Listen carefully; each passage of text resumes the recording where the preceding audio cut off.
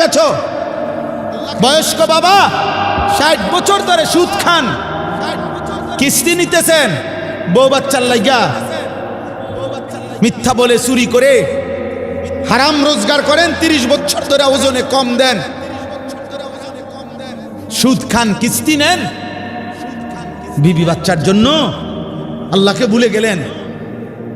বেচতে বেচতে নামাজ পড়তে পারেন না, অটো চালাইতে চালাইতে আল্লাহকে সেজদা দিতে সময় নাই, সিএনজি চালাইতে চালাইতে সামান্য 4 বন বেছে নাফরমান, এক ওয়াক্ত নামাজের টাইম নাই।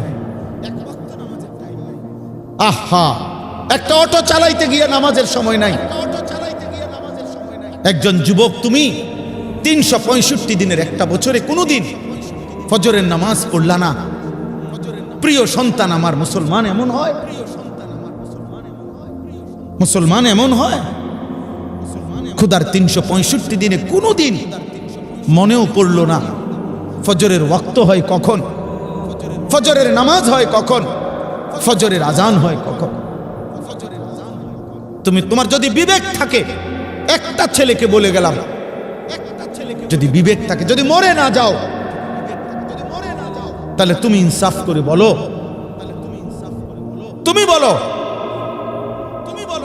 ইনসাফ করে বলো, এটা কোনো মুসলমান হইতে পারে কিনা? একদিন না, 2 দিন না, 365 দিন খোদার একদিনও ফজরের নামাজ পড়লা না। 40 বছর হায়াত চলে গেল, 60 বছর আল্লাহর কোরআন দেখে দেখেও পড়তে পারেন না। মুসলমান এমন হওয়ার কথা বলেন? 60 বছর বয়স পর্যন্ত, সেই 6 বছর বয়স থেকে 60 বছর পর্যন্ত, 4 বছর বয়স থেকে 60 বছর পর্যন্ত কোনদিন ব্রাশের কথা, টুথপেস্টের কথা ভুল হলো না, কিন্তু মেসওয়াক চিনলেনও না, মেসওয়াক করলেনও না। এ কেমন নবীর জীবন, ভালোবাসা, এ কেমন আশেক, এ কেমন নবীর কথা মনে পড়লো? বলেন, কেমনে জবাব দিবেন? কেমনে জবাব দিবেন? গত 20 বছর ধরে দাড়ি কাটেন, এই অবস্থায় মৃত্যু হলে, আমনের মৃত্যু যদি হয় 30 বছর বয়সে, আপনি কবরে উঠবেন কি 60 বছরের বুড়া হইয়া? কথা বলেন না কেন? আরে বুঝেন নাই আমার কথাটা? যার মৃত্যু যে অবস্থায় হয়েছে, তো উনি কবরের থেকে যখন উঠবে হাসরের মাঠে, তখন বুড়ো হয়ে উঠব। এই অবস্থায়, কোন অবস্থায়? এই অবস্থায়। তো দাড়িবিহীন এই চেহারা নিয়ে সুপারিশের জন্য কেমনে যাবেন? হাউজে কাউসারের পানির জন্য কেমনে যাবেন? কেমনে দাঁড়াবেন নবীজির সামনে? তিনি কিছু বলবে না? বিড়ি সিগারেটের এই দুর্গন্ধওয়ালা মুখ নিয়ে প্রিয় নবী সাল্লাল্লাহু আলাইহি ওয়াসাল্লামের কাছে কেমনে যাবেন? ঘরে একটা রঙিন টেলিভিশন রাইখা যিনি মারা গেলেন, আপনি কেমনে যাবেন ফের নবীজির সামনে?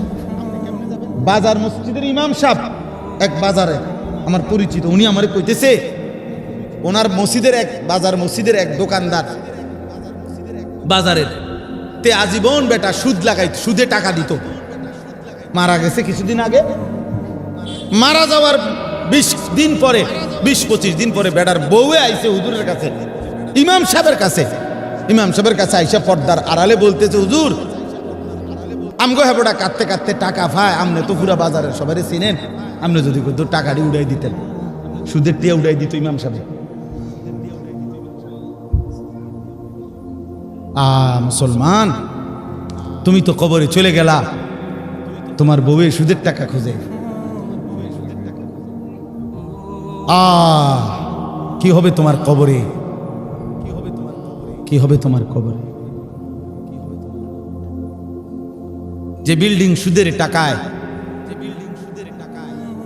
যে বিল্ডিং কিস্তির টাকায়, যেই সোফা কিস্তির টাকায়, যেই ঘরের খাট পালং ফার্নিচার কিস্তির টাকায়, ওইগুলা যতদিন ওই ঘরে থাকবে, যতদিন এগুলো ব্যবহৃত হবে, ততদিন পর্যন্ত আমল নামার মধ্যে গুনাহ উঠতেই থাকবে, উঠতেই থাকবে, উঠতেই থাকবে। আপনি কবরের থেকে তওবা করবেন কেমনে? কবরে তো তওবা করা যায় না, তওবা এখানে করতে হয়। মরার পরে তো তওবা করা যায় না বাপ, কবর থেকে তো তওবা করা যায় না। আল্লাহ পাক বলছেন আমি বেইজ্জতি করব, ফাতারাব্বাসু, অপেক্ষা করো, আমি শাস্তি দেব, আমি আযাব দেব, আযাব দেব। আল্লাহকে নারাজ করে দুনিয়া চলছো যুবক, চলো। কতক্ষণ দেখবা নারী, কতক্ষণ? মোবাইলে উলঙ্গ ছবি কত বছর দেখবা? যৌবনে কোনোদিন ভাটা পড়বে না? এই শরীর শেষ হবে না কোনোদিন? কতক্ষণ দেখবা নারী? কতক্ষণ?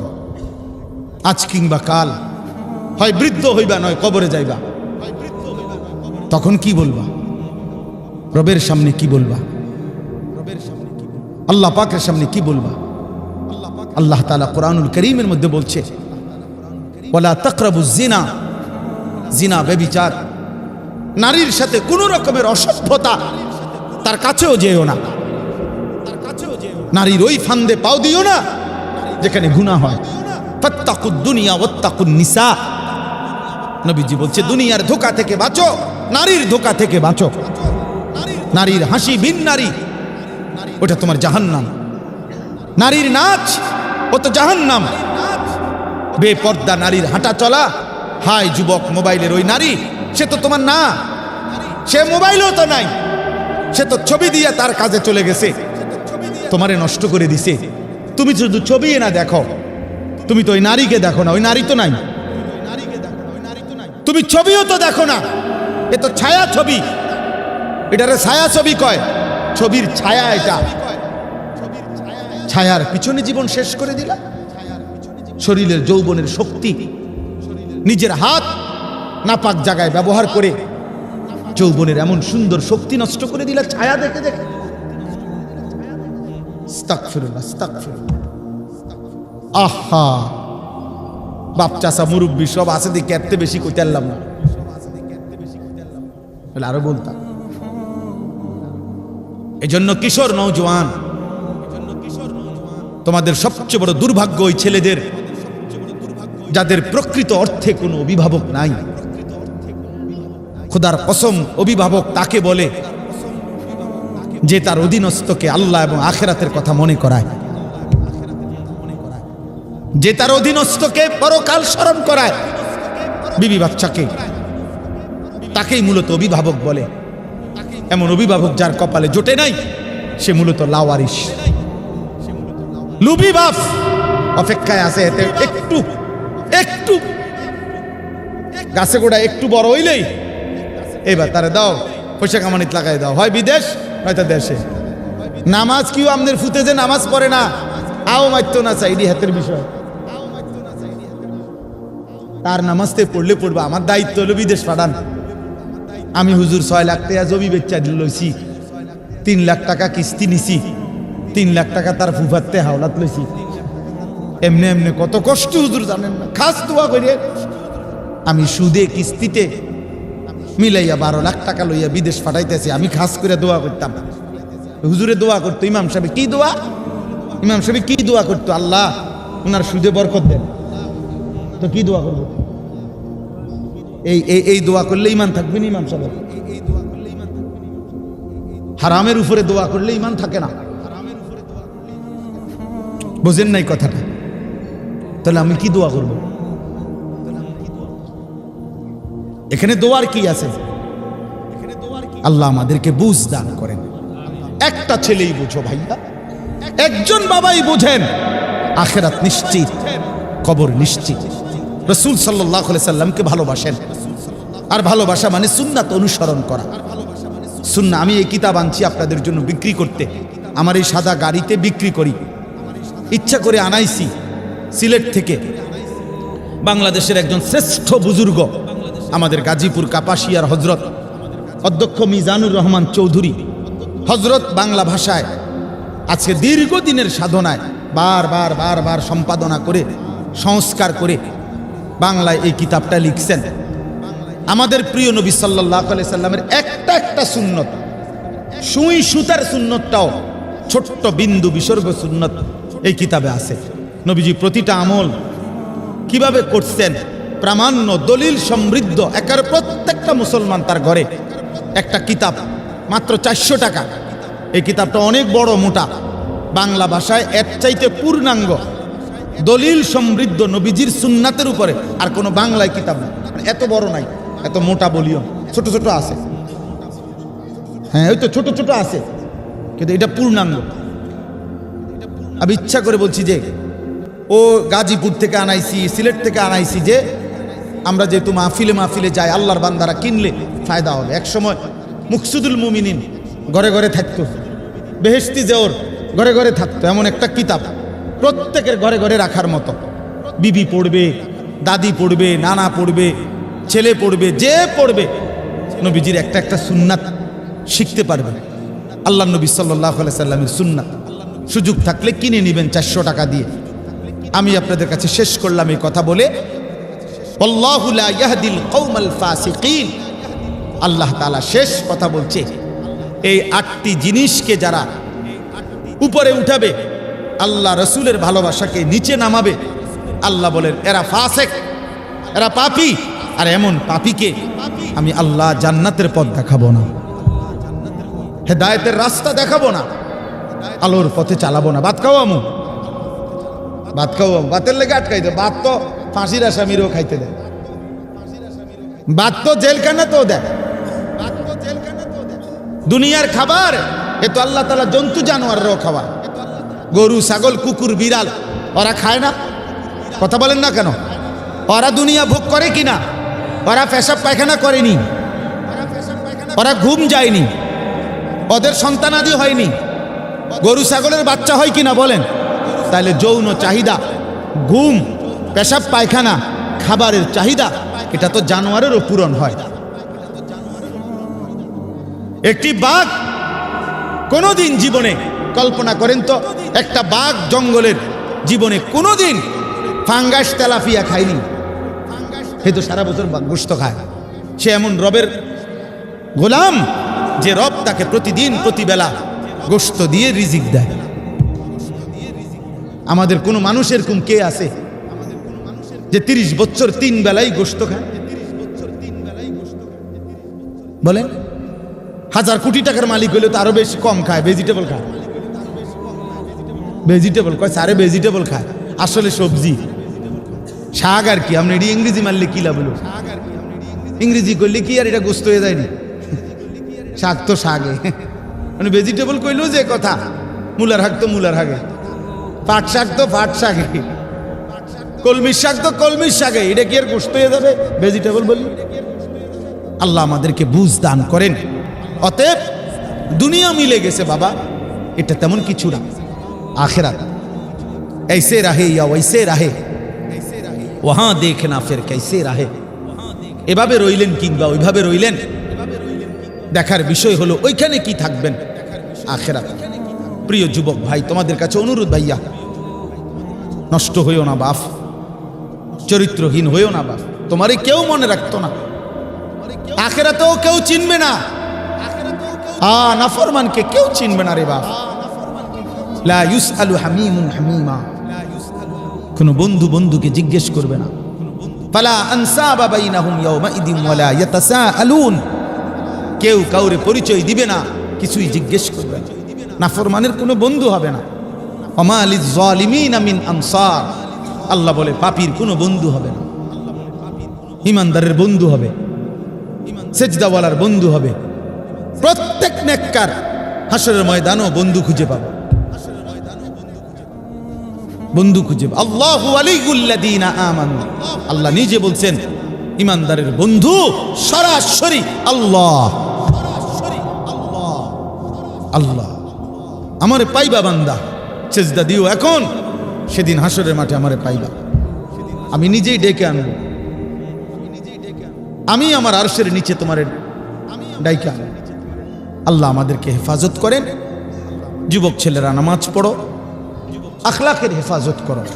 রাত দিন প্রিয় ছেলেরা মোবাইল দেখে, নারী দেখে, অস্থির ছবি দেখে নষ্ট হয়ে, জিনা, ব্যভিচার, অশ্লীলতা, বেহায়াপনা, মদ, জুয়া, অনলাইনে জুয়া খেলা, মোবাইলে জুয়া খেলা। দোস্ত আমার, এমন বরবাদ করো। ওই দিন পরশু রাত্রে এক ছেলে, রাতের 2টা 1:30 2টা, আমি মাহফিল থেকে আসতেছি, 2500 নারায়ণগঞ্জ, এমন কান্দা কাঁদছে আমারে জড়ায় ধরে, বলতেছে হুজুর আমার আব্বা অনেক কষ্ট করে আমার একটা ফার্মেসি নিয়ে দিছে, জুয়া খেললা অনলাইনে মোবাইলে, বাবার সবটা টাকা শেষ করে ফেলছে। এখন ফকির, গাড়িতে হাঁটতে চলতে সবসময় সারাক্ষণ ব্যস্ততার পরও অসংখ্য কাজ বাকি থেকে যায়। হাদিসের মধ্যে আছে রাসূলুল্লাহ সাল্লাল্লাহু আলাইহি ওয়াসাল্লাম বলছেন, ইয়াতাকারাবুজ জামান, কিয়ামতের পূর্বে সময় খুব কাছাকাছি হয়ে যাবে, মানে তাড়াতাড়ি চলে যাবে। একটা পর্যায়ে 1 বছর 1 মাসের মতো মনে হবে, 1 মাস 1 সপ্তাহের মতো মনে হবে, সপ্তাহ দিনের মতো মনে হবে, 1 দিন 1 মুহূর্তের মতো। তার মানে খুব দ্রুত। কোরআনুল কারীমের মধ্যে আছে, আল্লাহ তাআলা বলছে, ইকতারাবা লিন-নাসি হিসাবুহুম ওয়া হুম ফি গাফলাতিন মুরিদুন। আল্লাহ তাআলা বলে, মানুষের হিসাবের সময় তো কাছে গেল, আগায় আসলো, চলে আসলো, অথচ এখনো মানুষ আল্লাহর থেকে বিমুখ হয়ে গাফেল হয়ে আছে, গাফেল হয়ে আছে। 60 হাত লম্বা ছিল আদম আলাইহিস সালাম। মানুষ আল্লাহর কুদরতেই সংক্ষিপ্ত হতে হতে এখন আমরা কতটুকু? এখন আমরা অত্যন্ত দ্রুততম সময়ে কিয়ামতের কাছাকাছি। আমাদের প্রিয় নবী সাল্লাল্লাহু আলাইহি ওয়াসাল্লাম বলছেন, বুইসতু আনা ওয়াসসাআতু কাহাতাইন। নবীজি বলছেন যে আমার এই 2 আঙ্গুলের মাঝে যেমন পাশাপাশি, আমি মুহাম্মদ এবং কিয়ামত এমন পাশাপাশি, কাছাকাছি। এই জন্য সময় কম, হায়াতও কম। নবী সাল্লাল্লাহু আলাইহি ওয়াসাল্লাম বলছেন, আমারু উম্মতি মা বাইনা 60 ওয়া 70। আমার উম্মতের স্বাভাবিক বয়স হবে 60 থেকে 70-এর মাঝে, এর মধ্যেই অধিকাংশ চলে যাবে কবর। এই জন্য দেখবেন প্রত্যেক গ্রামে মহল্লায় বাড়িতে কিশোর নওজোয়ান যুবক, এই বয়সী যদি হয় একটা বাড়িতে 30 জন, তো বয়স্ক মুরব্বী 80 বছর 90 বছর 75 বছর 70 বছর এমন আছে 1 জন বা 2 জন। তাহলে এত ব্যবধান কেন? যদি কিশোর যুবক থাকে 30 জন, তো গড়ে বয়স্ক লোক তো কমপক্ষে 15-20 জন থাকার কথা। কিন্তু মানুষ বলে যে আর আমাকে ওই চাচা, উনি আর বাকি এই দাদা আর রয়েছে আমগো পুরা বাড়িতে মুরব্বীদের মধ্যে, এমন বলে না? এটাই বাস্তবতা, এটাই বাস্তবতা। আমি আপনাকে দেখাই,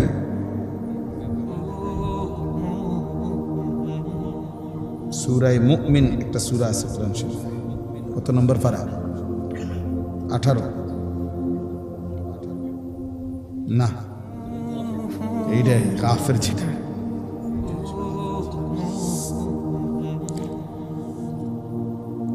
এটার আরেকটা নাম কাফের। জি,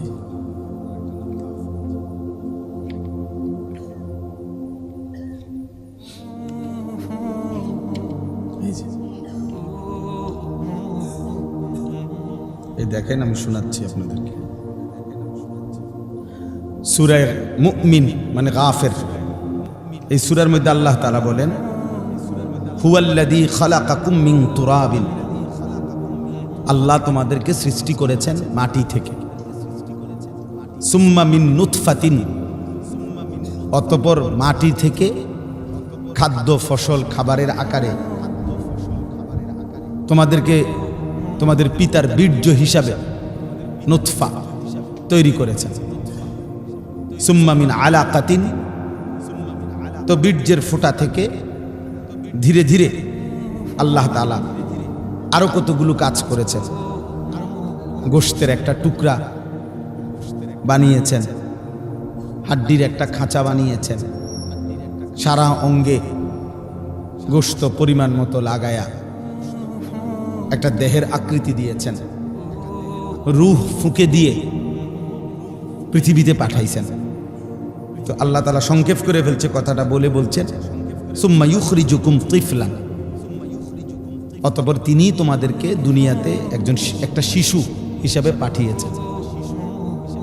সুম্মা লিতাবলুগু আশুদ্দাকুম, অতঃপর তোমাদেরকে তিনি যৌবনে পূর্ণ শক্তিতে পৌঁছিয়ে দিয়েছেন। সুম্মা লিতাকুনু শুয়ুখা, অতঃপর কিছু সময় পরে আবার তোমাদেরকে বৃদ্ধ অবস্থায়, ওই দেখেন ওই অপদার্থ কি করে, বেটা ওঠ এখান থেকে, বেটা যাও, বেটা ওঠো, বেটা এখান থেকে, ফালতু কোথাকার বেটা,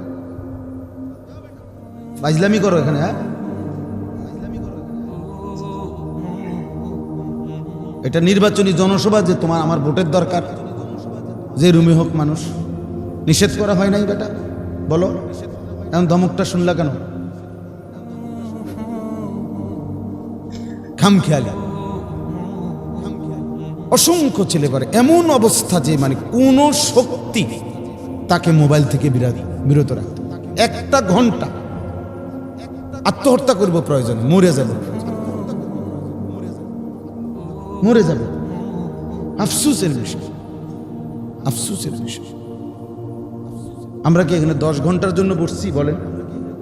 তুমি অল্প একটু সময় সবর করো না, না, শয়তান তাকে 1 মিনিট থামতে দিবে না। সেদিন এক মাওলানা সাহেব আফসোস করে বলতেছে, দাওরায়ে হাদিসের ছাত্র বড় মোবাইল ব্যবহার করে দেখে মোবাইলটা তার আটকায় নিছে, বলছে না তোমার মোবাইল দেওয়া হবে না, বাড়ির যাওয়ার সময় তোমারে দেওয়া হবে, এখন তুমি পড়ো। সে মুহতামিম সাহেবের কাছে গিয়ে বলতেছে, উনি আফসোস করতেছে, কয় দাওরায়ে হাদিস পড়ে ছেলে, কয় আমার মোবাইল আমারে দিয়ে দেন, আমি এখানে পড়তাম না, কিন্তু আমি আমার মোবাইল আমারে দিয়ে লাইত। মানে সে প্রয়োজনে মাদ্রাসা ছেড়ে দিবে, পড়ালেখা ছেড়ে দিবে, আমার মোবাইল আমারে দিয়ে দিত। আহা, আফসোসের ব্যাপার। সে মানে কেমন দুঃখজনক বলেন। আল্লাহর কোরআন প্রয়োজনে ছেড়ে দেব, নবীর সুন্নাত ছেড়ে দেব, হাদিস ছেড়ে দেব, মাদ্রাসা বদলাবো প্রয়োজনে, শিক্ষক দরকার 10 মাদ্রাসা বদলামু 6 মাসের ভিতরে, মোবাইল চালাইতে দিত, মোবাইল চালাইতে দিত, নাই তো মাদ্রাসা বদলাইতে থাকবে সে। আফসোসের ব্যাপার ভাইয়া। যদি বলেন খোলামেলা না বললে ভালো হইতো, কোনানে কইতো, আপনারা তো খুঁজেই পাই না। কেউ যদি মনে করেন যে না আলাদা বললে পারে, আলাদা ফাই কই, আমরা বলতাম, আলাদাও তো খুঁজে পাই না। এই জন্য সবার জন্য কথা ভাই, এটা একটা প্রয়োজন তো অবশ্যই প্রয়োজন থাকতেই পারে। বড় মোবাইল দ্বারা অনেক প্রয়োজনীয় কাজকর্ম বর্তমান সময়ে, বাজার, ব্যবসা, শিক্ষা, পড়ালেখার, চাকরির হাজারো কাজ আছে। হ্যাঁ, অবশ্যই কাজ আছে, যেটা প্রয়োজন, যেখানে যেটুকু সেটা তো প্রয়োজনই। প্রয়োজনকে প্রয়োজনের মধ্যে রাখেন, কিন্তু 24 ঘন্টার বিলাসিতা জীবনের একমাত্র সাধনা, সারা দিন রাত এর মধ্যেই চোখ দিয়ে রাখা, এটা কোন ধরনের পাগলামি? এভাবে তো আখেরাত পরে থাক ভাইয়া। আমি তো ধমক দিছি, আজকে তুমগো ছেলে ঘরে ধমক দিবারও কেউ নেই, তোমরা মনে করছো আর কি কেউ বাধা দিচ্ছে না বলে তুমি খুব খুশি? না রে দোস্ত, কসম খোদার, যাকে কেউ টেনে ধরে না, যাকে কেউ ফিরায় না, যারে কেউ আল্লাহর দিকে আনতে চেষ্টা করেও না, ছেড়ে দিছে তারে, কসম খোদার এটা হলো ওই ব্যক্তির উপরে আল্লাহর সবচেয়ে বড় লানত, যে তার কোনো অভিভাবক নেই, তার কপালে এমন কেউ জোটে নাই যে তাকে টেনে ধরবে।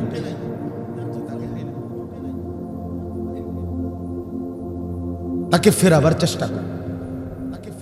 ওয়ালা তাকুনু কাল্লাযীনা নাসুল্লাহা ফাআনসাহুম আনফুসাহুম। আল্লাহ বলছে আমারে ভুলে গেছো বান্দা, ঠিক আছে, আমি তোমার পরিচয় ভুলায় দেব, তোমার আর কোনোদিন মনে পড়বে না তুমি মুসলমান, তোমার আর কোনো দিন মনে পড়বে না যে মুসলমানের হালাল হারাম বলতে কিছু আছে, তোমার আর কোনোদিন মনে পড়বে না যে মুসলমানের জন্য পাক পবিত্র থাকার আলাদা কোনো গুরুত্ব আছে, এটা তোমার ভুলেই যাবে, ভুলেই যাই। কোনো মানুষের উপরে আল্লাহর সবচেয়ে বড় আযাব, এটা আমার শায়েখ বলছে, আল্লামা মুফতি মুশতাকুর নবী কাসিম হুজুর বলছে, কোনো মানুষের উপরে আল্লাহর সবচেয়ে বড় শাস্তি কি? যে আল্লাহ তাআলা তাকে আত্মভোলা করে দিছে, সে আর এটা মনেই নাই তার যে কবর হবে, আখেরাত হবে, হাসরের ময়দান হবে, বিচার হবে, তার যে আমল নামা লিখা হইতেছে, তার যে গুনাহ থেকে বাঁচা দরকার, এটা হারাম, এটা হালাল, এটা জায়েজ, এটা না জায়েজ, এই কথাটাই যে ভুলে গেছে। বিড়ি খাইতেছে তো খাইতে আছে, ওমা বয়স হয়ে গেছে 60-70, খবরও নাই যে আমরা যে বুড়ো হয়ে গেছে, হ্যাঁ খবরও নাই, খাইতে আছে বিড়ি। মিথ্যা বলতেছে তো বলতেই আছে, সুদ খাইতেছে তো খাইতেই আছে, কিস্তি নিতেছে তো নিতেই আছে, নাচ গান টেলিভিশন দেখে তো দেখে, বয়স হয়ে গেছে 60, প্রতিদিন চা দোকানে একরকম চা, নাচ গান দেখে টেলিভিশন।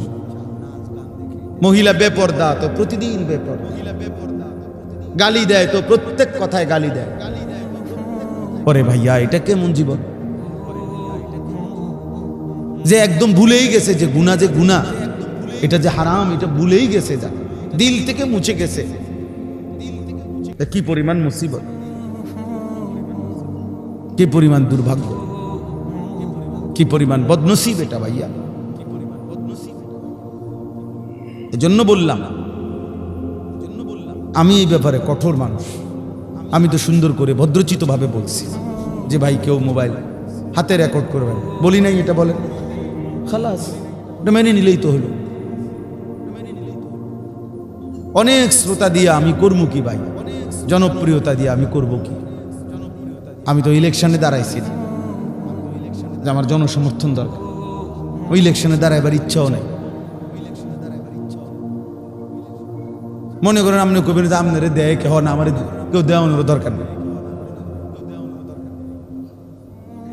আমরা এক হুজুরে রাগ করলে বলতো, আমার এক উস্তাদ কয়, যা তোরও আমি দেখতে পারি না, তুইও আমার দেখতে পারিস না, যা সমান সমান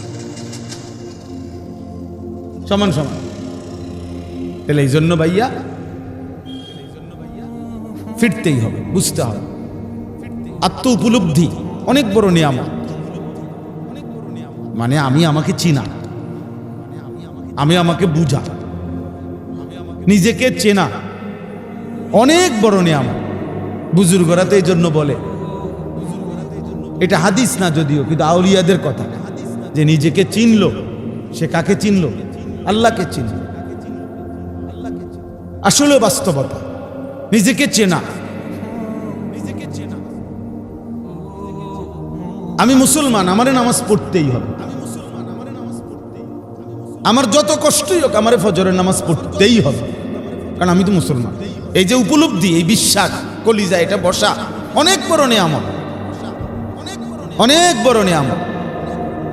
যে নাফরমান আত্মভোলা হয়ে যায়, নিজেকে ভুলে যায় দোস্ত, ও আর ফিরতে পারে না। নুওয়াল্লিহি মা তাওয়াল্লা ওয়া নুসলিহি জাহান্নাম ওয়া সাআত মাসীরা।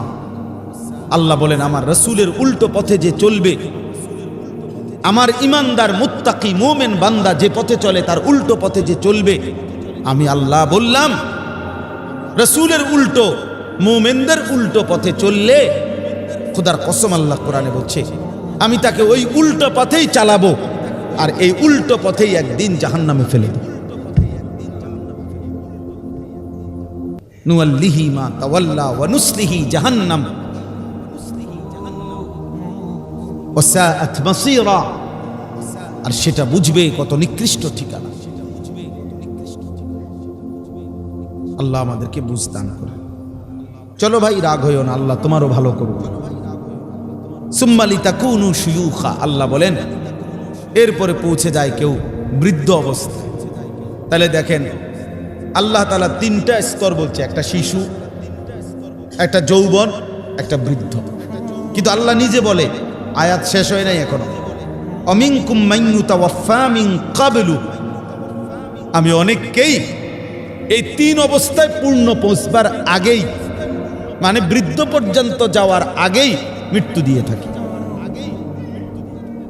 এই জন্য প্রতিদিন ইনসাফের সাথে দেখেন সারা পৃথিবীতে বিপদে হোক, অ্যাক্সিডেন্টে হোক, রোগে হোক, যে কোনো গোলযোগে হোক, বয়স্ক বুড়া মানুষ তার চাইতে বেশি নওজোয়ান শক্ত সামর্থ্যবান মানুষ, তাদের মৃত্যুই বেশি হয়। আপনি দেখেন ইবনুল জাওজি রাহমাতুল্লাহ আলাইহি বলছে, কোন গাছের যে ফলের জন্য যে মুকুল বের হয়, মুকুল বুঝেন না, আম গাছের যে প্রথম বের হয় এটারে কি কয়? বইল। আজ ধরে নিলাম আমরা এটা বলি, আমরাও বলি আমের বইল। এসব মুকুল আমে রূপান্তর হয় না, ঝরে যায় বেশি। যেগুলো ছোট্ট ছোট্ট আম হয় এগুলো অধিকাংশই বড় হয় না, ছোট্ট ছোট্ট আমই ঝরে যায় বেশি। যেগুলো বড় হয় একটু, এগুলোও অধিকাংশ পাকে না, এর মধ্যেও ঝরে যায় অনেক। শেষ চূড়ান্ত পাকে অল্প কিছু আম, অল্প কিছু আম ঝরেই যায় বেশি। এই জন্য ইবনুল জাওজি রাহমাতুল্লাহ আলাইহি বলছেন এটা, যে হে যুবক হিসেব করে দেখো, ঝরেই যায় বেশি, টিকে থাকে কম। অতএব কোনো যুক্তি নাই যে এখনো সময় আছে, এখনো হায়াত লম্বা বাকি। কে তোমারে বললো ভাইয়া যে আমার দাদা 60 বছর বাঁচছে বলে আমিও 60 বছর বাঁচবো? এর নিশ্চয়তা কে দিল? আমার আব্বা 65 বছর 70 বছর বাঁচছে বলেই আমিও 65 বছর বাঁচবো, এই নিশ্চয়তা আমাদেরকে কে দিছে?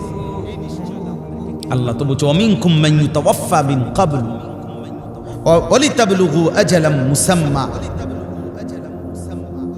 আল্লাহ তাআলা বলেন প্রত্যেকেই, যদি বলেন আগে যাদের মৃত্যু হয়ে যায় তারা অকালে মরে যায়, আল্লাহ বলে না, প্রত্যেকেই পৌঁছে যায় তার জন্য বরাদ্দকৃত নির্দিষ্ট সময়ে। আজালাম মুসাম্মা, এটা একটা নির্ধারিত সময়। আমি আল্লাহর ফয়সালা, তুমি কে? তুমি সিদ্ধান্ত দিবার কে? উনি 60 বছর বাঁচলে সেটাও আমার ইচ্ছা, এ 6 দিন বাঁচছে এটাও আমার ইচ্ছা। আমার এক সমুন্দির বাচ্চা মারা গেছে 3 দিনের দিন, কি অপরাধ? ওই বাচ্চার অপরাধ কি? কথা বলেন, কোনো অপরাধ এটা? 3 দিনের বাচ্চার কোনো অপরাধ এটা? কার ফয়সালা ভাইয়া? মালিকের। মাইলস্টোন স্কুল অ্যান্ড বাচ্চা কলেজের যে বাচ্চাগুলো মারা গেছে, ছোট ছোট বাচ্চা, মাসুম বাচ্চাগুলো, ওদের কি অপরাধ ছিল? তাহলে মৃত্যু কোনো সম্পূর্ণ আল্লাহ তাআলার ফয়সালা, এই পৃথিবী থেকে চলে যাওয়া। তাহলে আমি মূলত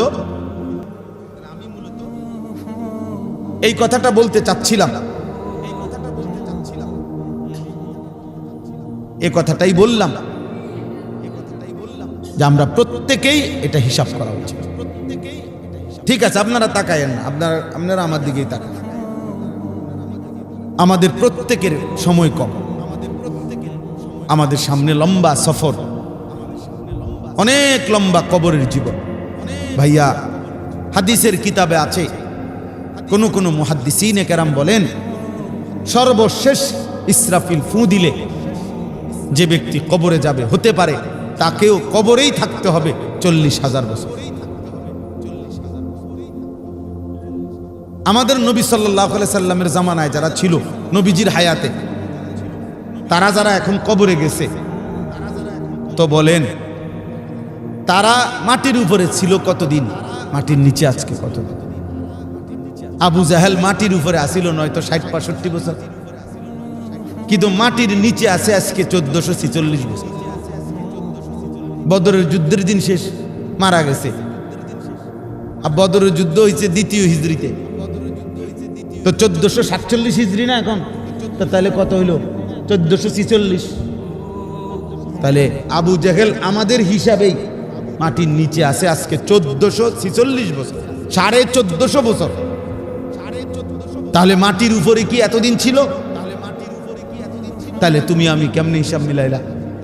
এই ফুর্তি, এই আনন্দ, এই তামাশা, এই নাফরমানি জিন্দেগি, আল্লাহ তাআলার অবাধ্যতা, দুনিয়ার ব্যস্ততা, নামাজ পড়তেও মনে নাই, আল্লাহকে ডাকতেও মনে নাই, একটা সূরা কেরাত দোয়া কালাম শিখবারও টাইম নাই। এ কেমন মুসলমান জাতি আমরা, যে জাতির বৃদ্ধ আল্লাহর কোরআন সহি শুদ্ধ পড়তে পারে না, বাচ্চাও পারে না, নওজোয়ানও পারে না। পারে যারা অল্প সংখ্যক, সারা বাংলাদেশে মাদ্রাসায় পড়ে, জরিফে হলো সর্বোচ্চ 7%, 7% মাত্র।